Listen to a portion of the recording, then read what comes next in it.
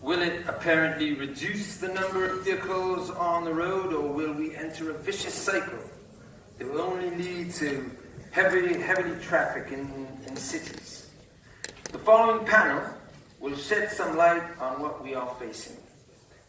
So please welcome Alejandro Zamorano, Energy Finances Intelligent Mobility Specialist, Bloomberg.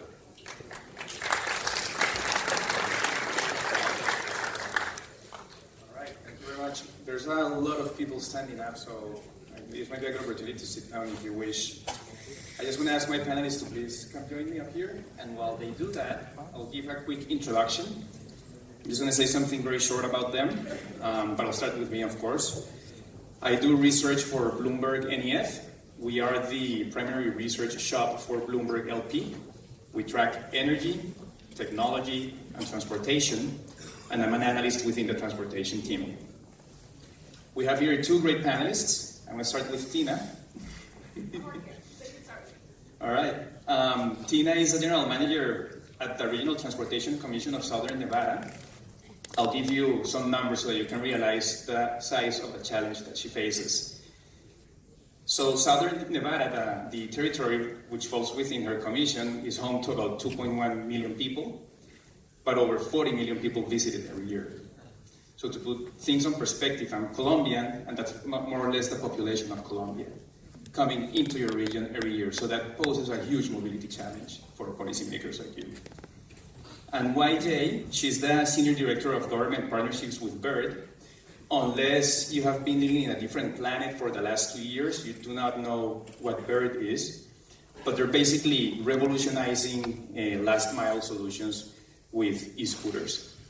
And you can see them here in Tel Aviv, all over the place.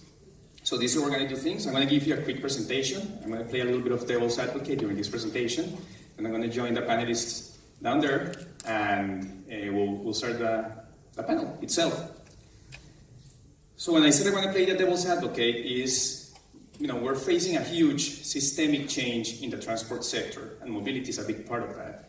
But we need to think how the incumbents in the sector think, to be able to understand exactly how this change will happen. And those incumbents are the auto industry. So we spend a lot of time trying to understand what are the changes they're facing and how they are adapting to those changes. And the first one that we spend a lot of time looking at is electrification. And here I'm showing you a scenario in which adoption of electric vehicles globally, from a fleet size perspective, could be roughly 33% by 2040. That equates to over 500 million vehicles having a plug on the roads in the world by 2040. It's roughly 600 million cars. And you might say, well, these people at Bloomberg, you're crazy. Well, we might be aggressive in our forecast, but we're not alone. And just for transparency purposes, I'm showing you here the forecasts from BP, ExxonMobil, OPEC, and IEA, which are not necessarily companies that you would expect them to put out numbers of high adoption of electric vehicles, if you know what I'm talking about. And the consistency is that every year they increase their adoption forecasts as well. We like to think they're following us, but that's just an idea.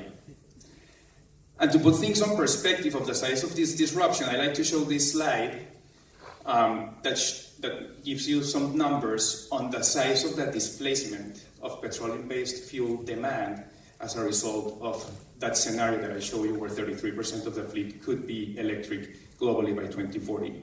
So we're talking roughly about 6.4 million barrels per day being displaced just by electric vehicles in oil demand. The US imports roughly 10 million barrels of oil per day, produces about the same, to give you some perspective on the size of that number. So going back to transport, there's also a new change that the incumbents are facing, and it is shared mobility. And shared mobility is quite interesting because it's really hard to predict, really hard to forecast in the long term, and it has a whole bunch of components that are really difficult to quantify. So you kind of have to take a leap of faith when you look at this industry. But we've built a scenario where by 2040, roughly 20 million vehicles, fleet-wise, will be part of a shared, hailed network of cars. It will be part of a service provider. And some of them will eventually be autonomous. 20 million sounds like very little when you compare it to 500 million of electric vehicles in the fleet by 2040. But the interesting thing about shared vehicles is that they have a huge displacement factor. In some countries, one shared vehicle can displace up to 10 privately owned vehicles. In other countries, the factor is significantly smaller. So 20 million could become 200 million less vehicles on the fleet in the long term. So it's very important to keep that in mind when you're looking at these numbers. And when it comes to what's driving that adoption, economics alone are not just the answer. We just had a few automakers talking up here earlier this morning, and there's a very strong consumer behavioral component behind the acquisition of a car, or the decision to own a car, especially when it comes to the segments in the high end.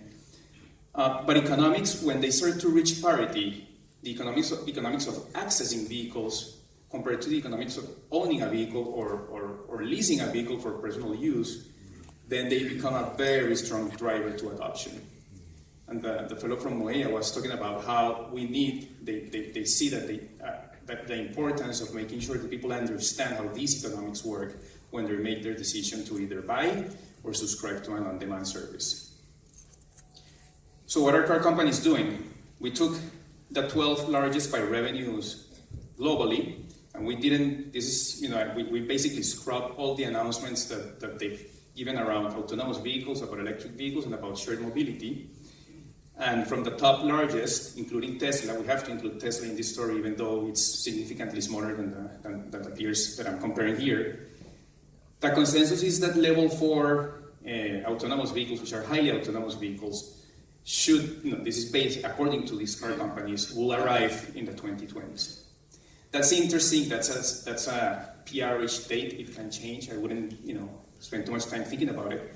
But what we think is fascinating is that these companies are announcing that these autonomous vehicles that they plan to launch in the 2020s are going to be electric and are going to be part of a shared network. So this is a paradigm change for an industry that historically vended metal, and it's now becoming an industry that wants to access its customers through mobility services. And if we look at Daimler, which we're going to have some people speaking, if you want more details about this, I think in a panel after us, Daimler began thinking about this and built a strategy in 2016, and they actually coined the CASE term, which means connected, autonomous, shared, and electric. And all their business units, when they build their long-term strategies, have to have a component of the CASE planning within them. If you think this is just paper, to get the valuation of the company higher in the market, to get the share prices going up, you have to say these things. Well, Daimler and BMW announced a JV to basically merge their mobility services a few months ago. These two companies have been competing over 100 years selling cars, and now they're forming JVs to try to increase that critical mass base of users to see if they can reach that inflection point to make these services profitable a lot sooner than later. If we look at Toyota, largest car company in the world, they're actually applying their continuous improvement philosophy to their strategy for autonomous vehicles and shared mobility.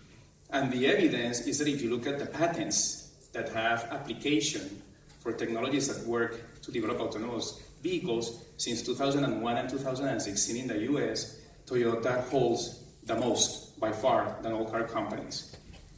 And now they're increasingly investing in mobility services providers. And you can see in that table the frequency of deals that they've been doing since 2017. They're in fact launching shared mobility services in Hawaii relatively soon. I'm getting really close to finish. Let's take a look at this kind of weird diagram that I made here. And the purpose is to show that companies like GM in the US are also extremely active in their activities around autonomous vehicle technology and mobility services. But what is most interesting is that now they are sharing this territory with a company like SoftBank, which it technically operates as an investment fund, but it is in its core a technology company. And they are meeting each other in a whole bunch of these investments.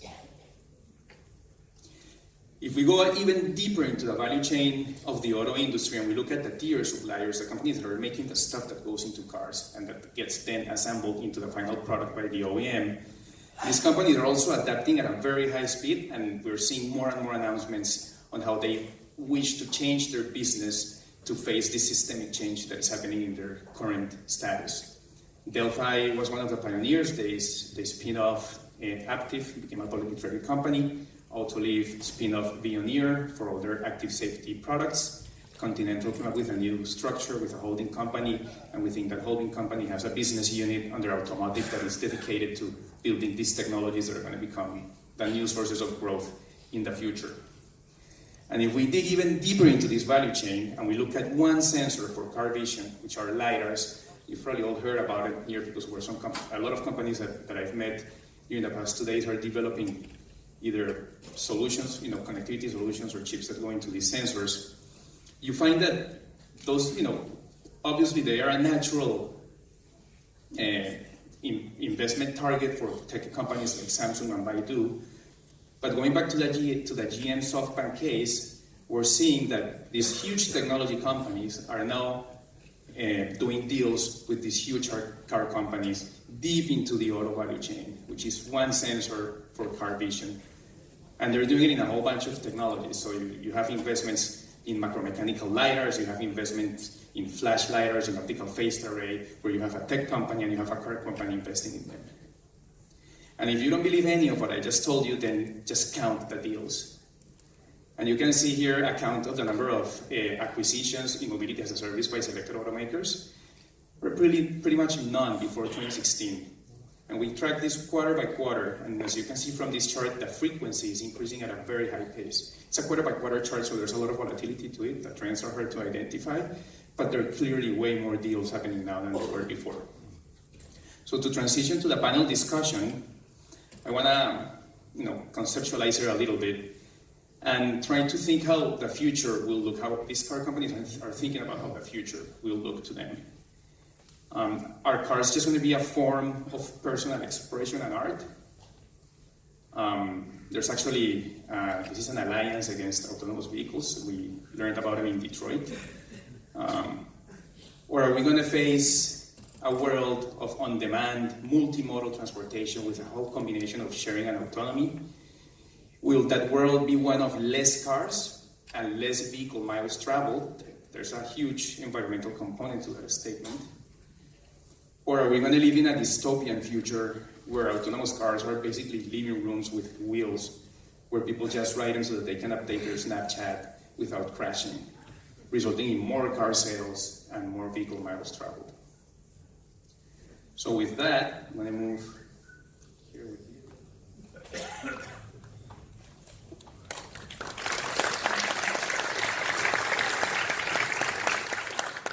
Unfortunately, Tiger couldn't join us, so we are going to skip the conversation about on-demand mobility in the heavy-duty industry, on transportation of goods, which is a huge change that is happening as well, and his company, I think the company whom he founded, which was known as ManBank, but it's now the Truck Alliance, is playing a key role in that. So I'm going to start with Tina, and I wanted to ask you what projects is the RTC and Southern Nevada as a whole currently working on to advance shared mobility technology? Okay, so first of all, to answer that question, I'll tell you a little bit about our agency. So we are the Regional Transportation Commission of Southern Nevada, and the way our government structure works, that our oversight is for the public transit system, and we have just one public transit system in Las Vegas, Southern Nevada. We are also over the traffic technology, the traffic management center, so anything having to do with technology and managing traffic is under our umbrella. And then we're also the Metropolitan Planning Organization, which is a federalized term, meaning that we receive federal funds for the sake of planning for transit and transportation and land use. So to that extent, sometimes within our organization, we get confused between smart mobility and shared mobility, because we're kind of in both realms. So my answer will address both. Right now, we have a partnership with, or we're working with Lyft and Delphi, Active, where we've prepared infrastructure along the resort corridor so that they can operate autonomous taxis. And they've had over 5,000 rides so far, of which is, we absolutely love the fact that they're doing this test, because we read a lot about the fact that before any of this can ever come to fruition, we're going to have human adoption. We're going to have humans being comfortable with autonomy. And right now, the surveys are showing at the Gallup, at AAA, Cox Automotive have come back with surveys showing that for the most part, like 80-some-odd% of people say, I'm intrigued, but I will never get in a driverless vehicle. So by having these by slowly immersing visitors in Las Vegas to this type of technology, we're hoping that the technology starts to earn the trust associated with it. We have other partnerships with Lyft as well for first mile, last mile, and for our hurricane service as well. So you touched a little bit upon consumers, and why I want to ask about that. How do consumers respond to new mobility choices such as the one offered by Bird? Well, first of all, it's wonderful to be here. I could tell you a lot about what Bird does and how consumers respond, but I actually think for most people in the audience here, getting on a Bird right outside the center here, right outside this theater, will tell you all you need to know about why scooters are really solving the last mile part of transportation.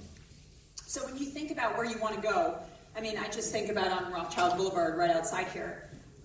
You can sit in a taxi and you can sit in traffic, right? Or you can just be zipping along. And it's no surprise to me that in Tel Aviv in particular, you see people using all sorts of forms of multimodal transportation. You know, you see people on all sorts of their own scooters or skateboards or bicycles or things like that. It's such an easy way to commute around the city. What scooters really allow you to do, it's so deceptively simple, right? You get on one of these vehicles, a lot of people have compared it to a toy, and it's really hard to believe in some ways that this is the next means of transportation for cities.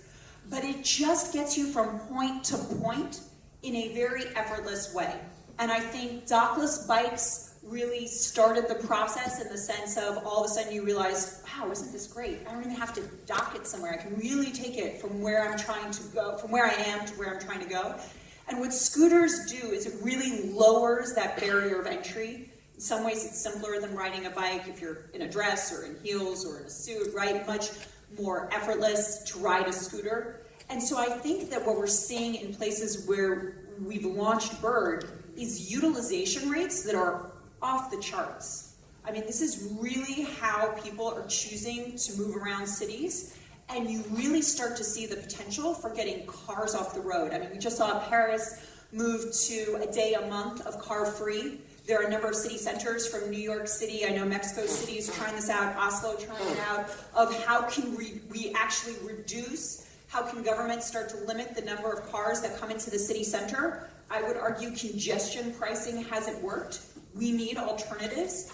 You know, Ride Hail 1.0, I think was an interesting start, but it's still more cars on the road. So how can we get people into other modes of transportation that are really designed to move people around with minimum inconvenience? You know, let's make people's lives easier and actually improve the gridlock, the congestion in a given city. Great. So you spoke a little bit about the struggle that we're seeing in cities as a result of congestion. Tina, what are some of the struggles that you're seeing to get, you know, adoption of shared mobility to skyrocket? So I'll be really direct in answering that question. So we operate the public transit system. And one of the challenges that we see with shared mobility, and I'm talking peer-to-peer, just the Lyft and the TNCs, is the dramatic reduction in transit ridership, specifically on the Strip. We have historically made a lot of money. We're the only public transit system in the United States that actually turned a profit on a route. Used to be $6 million, and that has been reduced to almost less than $1 million, to the point where we're going to have to start to consider how are we going to manage our routes? Are we going to have to cut service? And I'm okay with that, right? Because there should be we need to be an ecosystem of mobility. But one of the challenges is going to be how are we going to set policies that do exactly what YJ just talked about, and that is encourage shared mobility in the purest sense of being an efficient mobility, the VIA presentation that we saw today. How do we use policy to help create carrots for that? And that's a conversation that we're going to have locally. YJ, moving a little bit on the business model side, in San Francisco, scooters basically exploded. They showed up within 2 weeks. And there were none before, and then in 2 weeks, there were a whole bunch. And there were a whole bunch of companies offering them, basically 3 companies. Correct me if I'm wrong, it seems like the barriers of entry are pretty low. You can, you know, if you have enough capital, it's quite commoditized, the building of the hardware. You need the know-how and the software. But how do you maintain your position in an industry that appears to have low barriers to entry? So it's a really good question, and actually just ties into what Tina was talking about. It is really true that in a scooter industry, you have a low barrier to entry. But the trick of making a scooter company work well for users such as yourself is seamless operations. So it's very easy to take a bunch of scooters and dump them on the road. What is very difficult is how do we make sure that we're rebalancing them constantly so they're by the transit stops, right? You're only going to take a scooter for a short journey. So if you're going to go a longer distance, right, better to take the scooter to your form of transit, your public transit, and then be able to commute your longer distance. So how do we rebalance fleets? How do we put out, we call where our scooters go, we call them nests. There are a lot of puns at Bird. So we call them nests. How do we make sure that those are positioned well so that users can ride them? One of the things, we have several audiences at Bird, or several customers, as we say. One is, of course, our users. The second is governments. And the third is non-users. So if non-users of our product find that scooters are impeding their sidewalks, are blocking access for any disability vehicles to be able to traverse, if they find that people are riding recklessly on sidewalks, if they find them to be dangerous, non-users are really going to object to scooters in their community. They will understand the benefits it offers, but will say, we don't want these vehicles, they're a menace. And so for us, what is really important is really raising the bar of the standard of operations. So we are constantly innovating around how do we make sure that vehicles are not being ridden on sidewalks? How do we make sure that vehicles are being parked appropriately? How do we make sure that we're giving government tools that tell them where transit routes are beginning and ending so that city planners can then decide how to calibrate their transit systems? So I think the idea of putting scooters on the road, yes, that's a low barrier to entry. I think the idea of having seamless operations is actually quite difficult, and we're beginning to see, and San Francisco is a perfect example, you're beginning to see companies that were not in this field to begin with and don't have much experience, they're really struggling. And we've had some stories come out of San Francisco about, okay, these are companies that actually don't yet know, haven't figured out how we do this yet. And so I think that I think Bird is well positioned because we created the category, but to create the kind of operations that I think users and non-users and governments are going to demand. And Tina, how do you balance those different choices? For example, in your case, you brought up the point of the mass transit system being profitable now, but then if other options are available, that could change. How do you think about that? How do you balance it? I think the key is going to be a lot of coordination and communication and project discussion and problem solving with the private sector. We do what we do well. We're at this point of disruption where the technology is going to be way ahead of us. The best thing that we could be doing in order to be providing services that the market wants, the on-demand, point-to-point, is to be partnering with the private sector. And to that extent, we are going to have to take a look at the government has procurement rules. We have lots of rules as to how we interact with private sector and do partners. We're going to have to reevaluate a lot of that. And likewise, private sector is going to have to recognize the fact that local public transit is a key part of overall mobility. So lots of conversations still to be had ahead. The other thing that I think we need to do is take a look at our infrastructure. And we've always, in Las Vegas especially, we are a car-centric community. Like, we were built on cars. We never thought, the bus is certainly just something for other people. We don't have bike lanes, very few bike lanes, or safe bike lanes. So we've got to take a look at how we're designing our infrastructure and try and guess what the future looks like in terms of all these different modes, and make sure that our landscape, our right-of-ways accommodate modes that are safe for all types of users. And that is it's really tough to take a traffic engineer that went to school in the 70s and have these conversations with them, that we've got to start prioritizing these other modes because it's coming and we have to make it as safe as possible. You just said that by 2025, I forget what percentage of vehicles would be autonomous or would be introduced, but we have a lot of work to do in terms of creating the infrastructure that is the right infrastructure for autonomous vehicles. And YJ, we hear a lot, I hate doing this because I'm in the Bay Area, but calling something the Uber of something or calling something the Amazon of something, but I'm going to do it. So Uber is supposed to be the Amazon of mobility.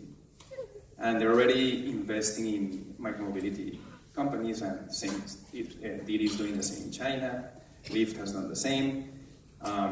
We expect more of those type of deals to take place. As a standalone company, you have these very well-funded, very highly valued companies that are moving down your value chain and could very easily grab that market for you. And with a few acquisitions, they already have locational technology, they have the software, they just have to change the application. How do you survive as a standalone company under that threat? So I don't mean to sound too much like an altruist or too naive, but I really think that if you take away one thing from this panel today, I hope it is that you should try a bird while you're here. Because I think it will honestly change your mind about the entire category and what scooters can do. And I think you will see that actually, for us, growing the share of the scooter pie, so I don't really see it as how do we preserve market share for Bird, because our market share is not other scooter companies, it is other car companies, right? We want to take cars off the road. So we're not going, if there are other scooter companies that want to get in the game, then I think that that is something that is productive and growing the share of the pie, because I do think that once we sort of shift to this cultural mindset, that is really going to benefit everyone. And an example of what I mean by this is, we constantly have this issue. Probably the biggest problem we face is sidewalk riding. And we do a lot to educate our users about why sidewalk riding is forbidden and a problem, and it persists. Why does it persist? Because in most cities, the bike lane infrastructure is really poor, and cars dominate the road, right? And so there is a sense of people who are trying to use scooters that there isn't room for them on the road. So now they're trying to share the sidewalk with pedestrians. And of course, that's a terrible approach. What we really want to do is say, okay, cities, as Tina was just mentioning, let's open up the roads. Why do we have all these cars, this massive congestion? Someone was just telling me yesterday about a relative who used to live outside of Tel Aviv, somewhere in the north, and now trying to get to Tel Aviv, right? I mean, nearly impossible. You used to be able to do that in very simple time, but now traffic congestion is so bad that people aren't going to make that journey on a regular basis, right? So cars are not the answer. So how do we rethink how we are using our streets so that we are creating more space for energy efficient, multimodal vehicles, right? And complementing our public transportation. I like you. Yeah, so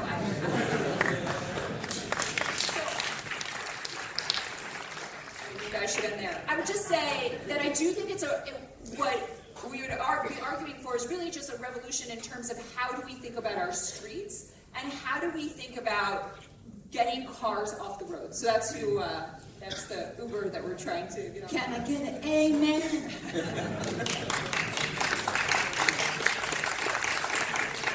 So Tina, how do innovation companies work with you? What do they need to know? How do they approach you? Sure. So private sector companies that want to Yeah. work with. So I have 4 things that I'll usually share when a company wants to come in, and that is number one, really understand and know your product and be able to communicate to us what problem you're trying to solve, because we are stewards of taxpayer dollars, so I need to be able to tell my board, which is elected officials, and taxpayers' constituents, why we are partnering with this particular company, what problem we're trying to solve.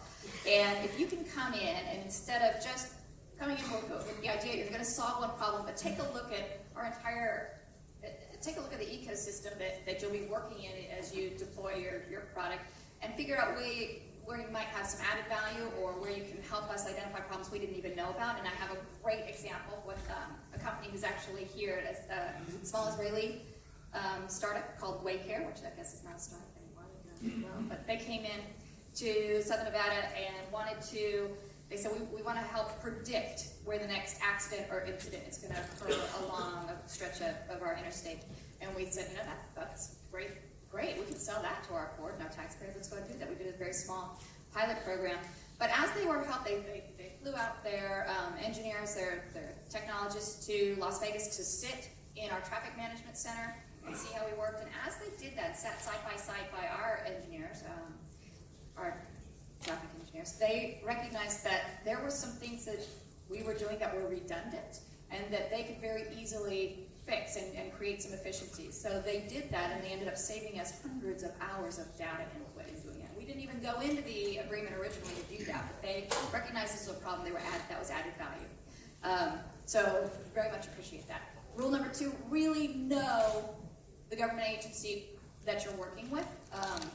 And make sure you're working with the right government agency, because like in Las Vegas, or in Southern Nevada, we've got a regional transportation agency. Each one of the cities has got their own transportation departments. We have the Department of Transportation, Highway Control. They're all different agencies. Make sure you're working with the right one. And then, this is a lot to ask, but understand the culture of that one.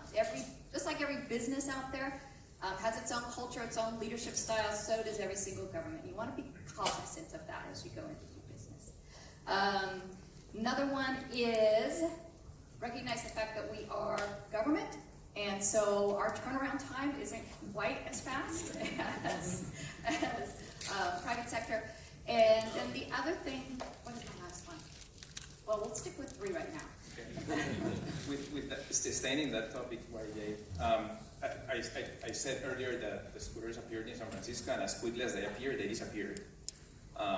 And the city basically mandated that they had to be taken out of the streets, and a whole process to applying for a permit was put in motion. That's a huge risk for any business. If all of a sudden, they kill your revenues in the city, that's simple, in a blink. How do you deal with that? How do you quantify and assess that risk? So ultimately, it is our job to convince cities and users that we are a great product to have in their city. But I would say that in the short term, you really start to see the difference between forward-leaning and visionary government officials and ones who are not. And there are certain cities that we have dealt with where people have just embraced us, and they've said, exactly, we've been trying to solve congestion. Traffic is a major problem in our area. People are always complaining about it. Parking is a major problem in our area. It is so great to have another mode of transportation that people want to use. One of the things we found at Bird is we don't even need to advertise. We just put our product in a market. People start using it. Like, its value proposition is immediately apparent. And so some city officials say, we have spent years trying to figure out how to solve traffic. You are part of that answer. This is wonderful. And other cities say, and I think, I'll be honest, I think this is quite misguided. I think other cities say, we've seen ride-hail 1.0 come into this market, and we don't like what's happened, we don't like what they've done, and you are a transportation tech company, you must be like them, so we don't want you here either. Or we want to think a lot about regulations before we allow you to operate. And what I think is misguided about that is that when you sort of take a step back, I think about it from, if you live in a city, almost every city in the world that I imagine most people here are from, traffic and parking are a major, major concern. And then if you take an even bigger step back, I would say that climate change is a major concern. I feel a little guilty saying that as an American, given what our government has done or failed to do on this. But I would say I'm from the city of, I'm from the state of California, and California's been a little bit better, but climate change is a major problem. And the idea that we are coming in with a form of transportation that is designed to integrate with transit systems, that is designed to be multimodal, simple to use, affordable, one that is a positive, a net benefit for the environment, I really do think that there should be questions on government officials who say, I don't know, I'm deeply suspicious about what this is. I have spent years working in government, that's where I come out of, and so I have a lot of respect for the people who want to take some time to say, we want to do this right. Our duty is to our citizens, and we want to make sure that before citizens use this product, it's used right. But I would say at Bird, we've been around for a year. We have a great track record with cities. We have great regulations, model regulations that we now work with cities and encourage them to pass. We have a great safety track record. So I really do think there is a question for cities that say, whoa, whoa, whoa, what is this new technology? I want to learn a lot more about it before I let it in. A question of, why do we think that we can wait on solutions that are offering to help with congestion, parking, and climate? You spoke about citizens, and that's a big word, but there are a lot, citizens cover everybody who lives in a region or in a city. And the reason why public transit is managed from the public sector is because it has to be accessible to everybody, not just those who can buy a smartphone, or not just the ones that can afford to use it. So Tina, how do you think about, when you're looking at these shared mobility solutions, of course you have this huge influx of tourists, but you also have your residents. You have your 2.1 million residents, and not all of them can afford to have access to these solutions. So how do you balance those? That is a very large conversation, and it's one that has to include a conversation with the federal government as well, because there are certain assurances that we have to give that we will continue to make sure everything is accessible to everybody, and I understand. But if we focus too much on making everything accessible to everybody at the same level, then we will never be able to fully take advantage of all the mobility options that are coming our way. So I will, at a local level and to the extent that I can at a national level, be a proponent for making sure that we are dealing with the different needs of the different markets appropriately, and that we are not stymieing the overall efficiencies that we could get out of smart mobility by trying to be the same for everybody. I would love to hear the other side of the coin from your point of view. It's funny. I was going to say a very different answer. We spent a lot of time. Because you're from California. It's true. We spent a lot of time thinking about equitable solutions. We really don't want to be a system that is only used by one specific demographic, whether that's socioeconomic, gender, or ethnicity. So we really think of Bird as a way of connecting transit deserts. So one of the things that we've spent a lot of time on is developing equity programs, equity packages to lower the price point for Bird, which is already something that is quite affordable, lowering it for people who are on different forms of assistance, making sure that it is truly affordable at any price category, and then making sure that we're offering these products in transit deserts. Now, Bird isn't going to be the solution for everywhere. There are certainly places that are so covered in highways or where you're just not going to enjoy taking a Bird from your point to point, like those kinds of transit deserts. But we really try to maximize our coverage, because I think we really feel like we're going to be most effective if people feel like they can really take a Bird from where they are to where they want to go. And if where they are is a transit desert, or where they want to go is a transit desert, then we want to make sure we're providing that connectivity. And I applaud that, and that is the right approach to take. It's different when you're told you can't offer that service to anybody until you are fully accessible to everybody, because that would just stymie. You wouldn't be able to deploy the system.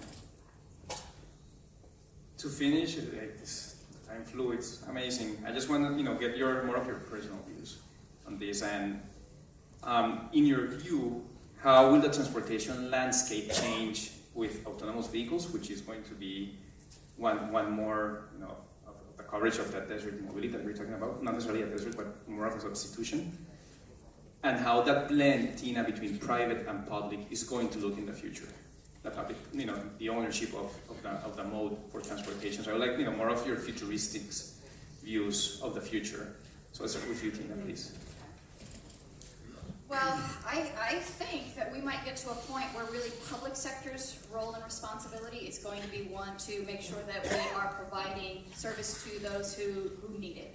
And I think that private sector's role is probably going to be, especially in the autonomous vehicle world, is going to be to provide service and mobility to those who have a choice.